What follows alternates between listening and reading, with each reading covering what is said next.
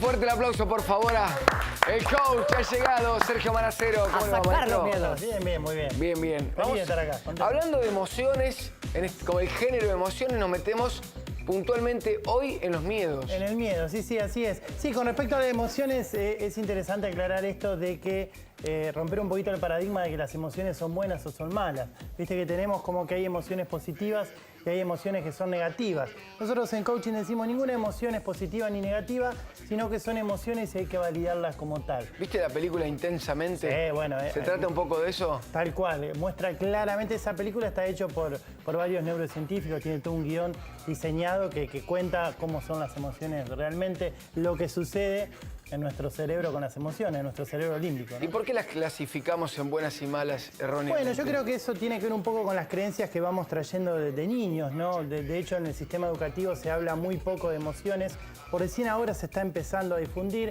y hay emociones como la tristeza, el enojo, que están vistas como algo negativo, ¿viste? No tenés que estar triste, ¿viste? Que vemos a alguien triste, a un ser querido, y lo primero que hacemos queremos sacarlos de ahí, como que estar triste estaría mal. ¿Y vos decís que está bien? Es parte de un duelo, es parte de aceptar que hemos perdido algo, entonces es necesario transitarla. No es que está bien o está mal, pero a veces necesitamos, a la hora de la pérdida de un ser querido, necesitamos transitar un tiempo de duelo. El tema es ¿qué nos pasa con esa tristeza? Si la tristeza te tira en la cama a llorar todo el día, o si podés continuar tu día a día y cuando estás triste llorarás un rato y después lo seguís avanzando. Claro, sería algo así como poder controlar estas emociones. Sí, nosotros hablamos de gestionar más que de controlar. Gestionar las emociones. Tal cual, porque el controlar por ahí es, quiero enojarme, quiero decir algo, pero me lo guardo, ¿viste? Y eso de tenerlo acá, las emociones por algún lado siempre decimos salen. O las gestionamos y las expresamos de manera ecológica para el otro, no esto de tratar mal al otro porque yo me enojé, o bien la guardamos adentro y por algún lado va a salir, nuestro cuerpo habla. Hay un libro de Augusto Cury, un brasilero que hace referencia a la imagen de Jesús, Ajá. que se llama El hombre más importante de la historia, y lo analizan distintos psicólogos en una mesa, es una ficción, y hablan justamente que él era el gran gestor de emociones. Claro. Y de cómo los grandes gestores de emociones pudieron también hacer que el resto de la gente pueda gestionar las emociones, compartir eso, eran coach. Tal cual, bueno, el caso de Mandela, Gandhi, son líderes que han gestionado sus emociones. Un tipo como Mandela, después de 30 años en donde lo habían golpeado, lo habían tratado mal, lo habían denigrado, sin embargo él sale, los perdona y luego es presidente. Digo, esa gestión de emoción le sirvió para lograr lo que logró. ¿Y cómo hacemos para dominar, para gestionar nuestras emociones? ¿Hay técnicas para esto? Sí, claro. Lo primero que nosotros decimos es reconocer, es hacernos cargo de las emociones. Hoy en día se habla mucho de la gestión de emociones, pero yo siempre digo que es el último pasito de gestionar. Primero está el reconocer nuestras emociones, que es importante. El reconocer es, esta emoción me pertenece a mí.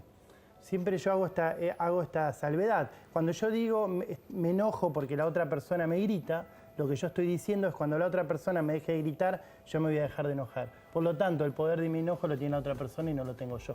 Mal. Claro. Error. No tengo poder sobre mí. Distinto es decirme qué necesito hacer yo para que el enojo, el grito de la otra persona a mí no me enoje. Y desde ahí empiezo a tomar poder en mí mismo, que puede llegar a ser tener una conversación con la otra persona o que puede ser cambiar mi conversación interna, mi pensamiento de por qué la otra persona me hace enojar, ¿no? Es un trabajito del día a día, ¿no? Es separarnos cada vez más de los animales, ¿no? De lo primero que nos viene como reacción.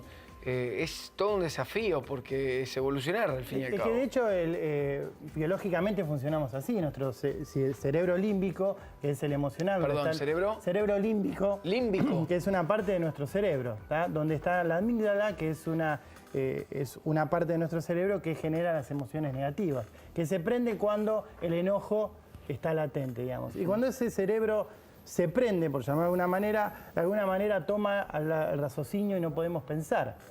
Que tiene su explicación y que está bien. Y ahí es donde nos dicen hay que contar hasta 10. Claro, tal cual. Lo que pasa es que en una situación de emergencia, ¿no? Imagínate en la época de las cavernas aparecía un animal salvaje y lo primero que hacías era correr. No te ibas a poner a pensar cuál es la mejor opción. No había tiempo a contar. Claro, hoy en día también, qué sé yo, viene alguien que nos quiera asaltar o algo, obviamente lo primero que hacemos es correr, no vamos a estar razonando. Y en ese momento está bien que suceda. El tema es cuando ¿cuántas veces decimos algo que después nos arrepentimos, ¿no?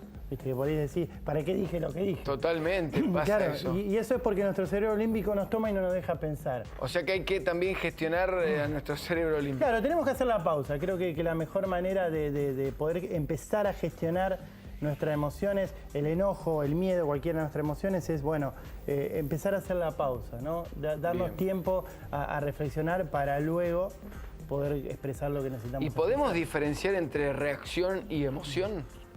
Lo que pasa es que la emoción te lleva a reaccionar. Lo que tenemos que hacer en lugar de reaccionar es accionar, ¿no? Reaccionar es lo primero. A ver, vuelvo a repetir, en los casos que lo podamos hacer, cuando es una situación de emergencia, nuestro cuerpo está preparado para eso. Nuestro cerebro lo único que busca es sobrevivir. Entonces, ante un peligro, lo único que quiere es salir disparado de ahí, ¿no? El tema es que a medida que vamos creciendo, vamos teniendo ciertas creencias en donde consideramos que hay peligro. Por ejemplo, que alguien me trate mal, o que alguien me falte respeto, o que alguien me toque bocina cuando yo voy en la calle, lo tomo como una amenaza, lo tomo como alguien me está faltando respeto y por lo tanto me enojo.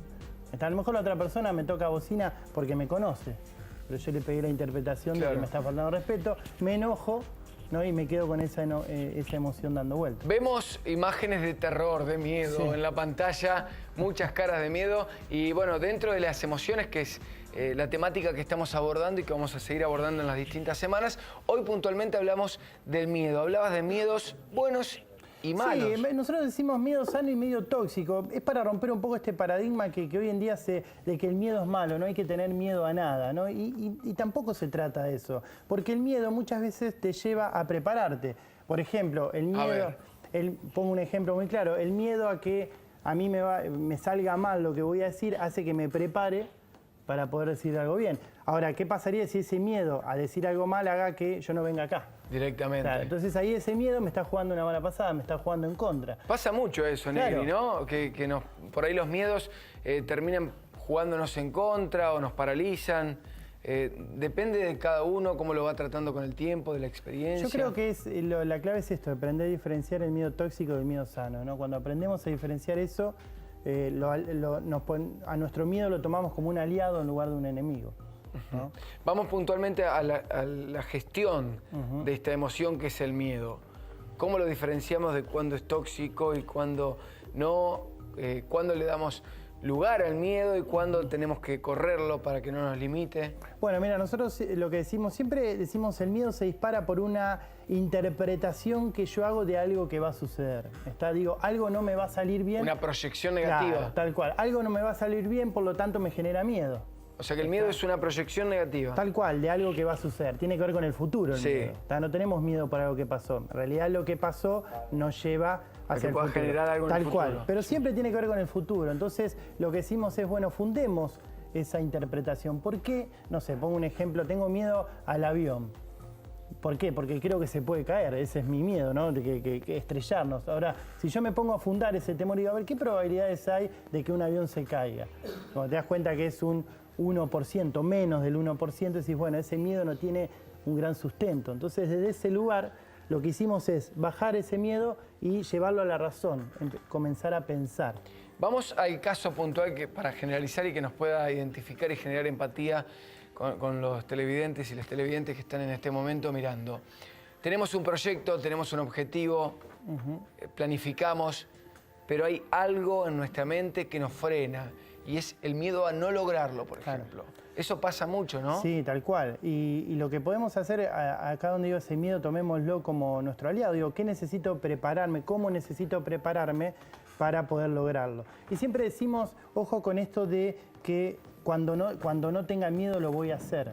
Porque eso es una mentira. En realidad el miedo necesitamos incluirlo. Entonces una manera es saber que el miedo va a estar, que lo necesitamos incluir. Yo cuando empecé a dar clases, por ejemplo, al principio tenía miedo de hablar delante de la gente, pero entendí que era parte de. Claro. Entonces, esto que decíamos al principio, le perdés el miedo al miedo. Decís, bueno, voy a tener un poquito de miedo, pero es parte de lo que yo quiero lograr. No esperar que ese miedo no esté para avanzar, porque es ahí donde no avanzamos, ¿no? ¿Cuándo el miedo es un problema? Cuando no me deja avanzar. Cuando nos paraliza. Claro, quiero lograr un sueño, quiero lograr mi objetivo, que es no sé, conocer un determinado país y el miedo a volar no me lo permite. Entonces digo, ese miedo está limitando mis sueños. ¿Pasa mucho en las relaciones de pareja, por ejemplo? Tal cual. Bueno, la desconfianza tiene que ver con el miedo, ¿no? Temas celos y eso. Tal cual, tal cual. Y tiene que ver con el control también, el miedo a que la otra persona me oculte algo o que pueda perder el control, que en realidad es un paradigma, no podemos controlar al otro, y eso nos genera miedo, ¿no? Muchas veces hay parejas que se terminan rompiendo por eso. Tal cual, por el miedo. O no se disfruta por el miedo. La falta de gestión de las emociones, ¿no? Es esto de conversar. Nosotros siempre decimos, llevemos a la palabra, no decimos nosotros, de la neurociencia, Stanislao Barrach, que hace poquito estuvo acá en Santa Fe, él lo trabaja muy bien y él habla de etiquetar a las emociones, pongámosles nombre. ¿Cómo es conversemos. esto? Tengo miedo de, por ejemplo, con nuestros hijos, nuestra pareja, traerle esta conversación. Mira, yo tengo miedo de que a vos te pueda llegar a pasar algo. Que si vos salís hasta tal hora te pueda llegar a pasar algo. Ese es mi miedo. Y desde ahí lo podés conversar con la otra persona, pero no se lo vuelco. Es tu responsabilidad que yo no tenga miedo. El miedo tiene que ver conmigo, ¿está? Lo que sí yo puedo hacer es conversarlo con la otra persona para poder llegar a un acuerdo y que ese miedo disminuya. ¿Qué pasa con la otra pata cuando el miedo no aparece y cuando somos tan jugados que por ahí no ponemos los límites necesarios que deberíamos tener y cuando el miedo aparece?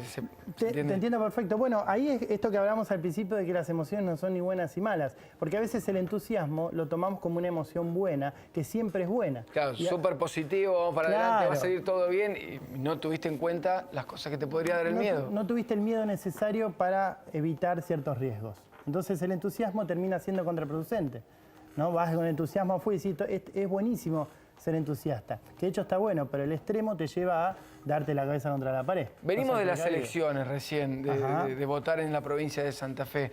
¿Se juegan mucho este tipo de emociones? ¿Vos lo notás en los distintos candidatos? Bueno, es que en realidad el voto es emocional, digamos, ¿no? En un spot de cortito, ¿no? que es el tiempo que tienen los candidatos, ahí juega la emoción, ¿no? Juega la alegría, juega el entusiasmo a full, juega el miedo. Aparecen, ¿no? Siempre la emoción es lo primero que aparece. De hecho, cuando vamos a comprar algo, lo hacemos a través de la emoción, ¿no? ¿Quién no tiene en su casa algo que vos decís, ¿para qué compré esto? Tal cual. ¿No? Yo siempre digo, tengo un pantalón naranja, viste, Adidas, que nunca lo usé, pero lo vi, me encantó. Y lo compraste. Claro, y después decís, ¿cómo combino esto? ¿Cuándo uso esto? Claro. Entonces siempre lo que hacemos, de hecho el 95% de las decisiones del día son emocionales. Mucho ejercitador abdominal en las casas, en los hogares, mucho elíptico, que está ahí parado. Herramientas los hombres, lleno de herramientas. Tal cual. Tal cual. Bueno, la verdad que está buenísimo. Ahora, ¿cómo es un curso? ¿Cómo es una capacitación de este tipo y para qué nos serviría? Bueno, nosotros justamente en gestión de emociones trabajamos mucho. Tenemos un curso que es de 6 meses en donde abordamos distintos temas que tienen que ver con los dominios del ser humano, que es cuerpo, emoción y lenguaje, ¿no? Abordamos los 3 dominios para aprender a liderarnos a nosotros mismos ante todo y luego aprender a liderar a los demás. En el ámbito familiar, en el ámbito laboral, en el ámbito empresarial, en donde sea que necesite aprender a liderar. Qué bueno que está esto, porque aparte es una capacitación que no nos demanda tanto tiempo, tantos años. No, son 6 meses, 2 horas semanales, así que ahí tenemos un gran acceso y la verdad que dado lo que los estudiantes siempre nos traen, les cambia muchísimo la manera de ver las cosas y vuelven a retomar muchos proyectos, muchos sueños que estaban encajonados en algún lugar. ¿Es una puerta de ingreso también al coaching? Sí, claro, tal cual. Sí, de hecho. Que eso ya sí lleva 2 años. Eso es la carrera de 2 años, tal cual. Sí, mucha gente hace el curso y luego se va a la carrera, ¿no? ¿A quién se lo recomendás? A cualquiera, al que quiera. Tenemos desde estudiantes de 18 años hasta personas de 70 años. Es para cualquiera porque el liderazgo es parte de nuestra vida. Lideramos nuestra familia, a nosotros mismos, en nuestros amigos, en una empresa, en nuestros sueños, en nuestros hobbies. También necesitas liderarte. En todos los ámbitos de nuestra vida necesitamos aprender a liderar. Le preguntamos a la Negri que nos cuente a ver cómo viene esto de la capacitación. Negra, contanos. Sergio Ariel Manacero, coach ontológico profesional y director de Trascender Coaching y Liderazgo. El próximo 2 de julio comienza el curso de Manager Coach. Para más información, comunícate con el teléfono 342-4639-821 o al Facebook o Instagram de Sergio Ariel Manacero. Vamos a subir a las redes sociales el teléfono con toda la información. Buenísimo. ¿Y cómo te buscan a vos en las redes? Sergio Ariel Manacero en Facebook, Instagram, ahí están mis redes y siempre reflexionamos y conversamos, así que los invito a participar.